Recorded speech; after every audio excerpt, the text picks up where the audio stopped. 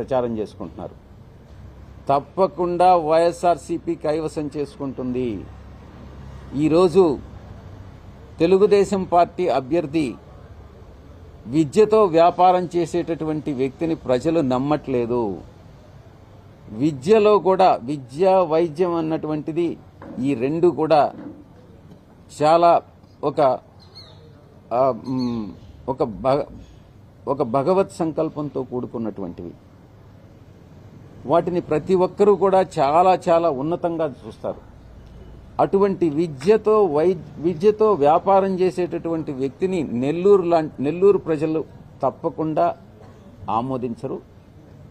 Telugu Desam party Nellore సిటీలో కూడా ఓడిపోతుంది. 7కు 7 స్థానాలు మేము కైవసం చేసుకోబోతున్నాం.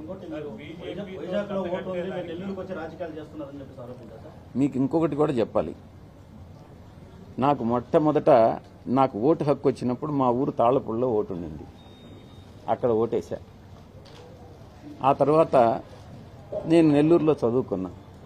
నెల్లూరులో నేను ఇక్కడికి షిఫ్ట్ అయ్యాను కాబట్టి నెల్లూరుకి ఓటు హక్కు వచ్చింది. తాళ్లపూడి అంటే సర్వేపల్లి కాన్స్టిట్యున్సీకి వస్తుంది. నెల్లూరులో ఓటు హక్కు వినియోగించుకున్నా. నేను ప్రాక్టీస్ పెట్టేదాన్ని సీఏ చదువుకునేదానికి చెన్నై వెళ్ళా.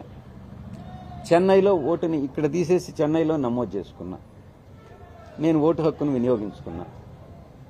చెన్నై నుంచి నేను హైదరాబాద్ షిఫ్ట్ అయినా. హైదరాబాద్లో ఓటు హక్కును వినియోగించుకున్నా. హైదరాబాద్ నుంచి విశాఖపట్నం షిఫ్ట్ అయినా. విశాఖపట్నంలో ఓటు హక్కు వినియోగించుకున్నా. ఇప్పుడు విశాఖపట్నం నుంచి నెల్లూరు వస్తున్నా. నెల్లూరులో కూడా నమోదు చేయించుకుంటాను. అక్కడ తీసేసి ఇక్కడ ఓటు హక్కు వినియోగించుకుంటా.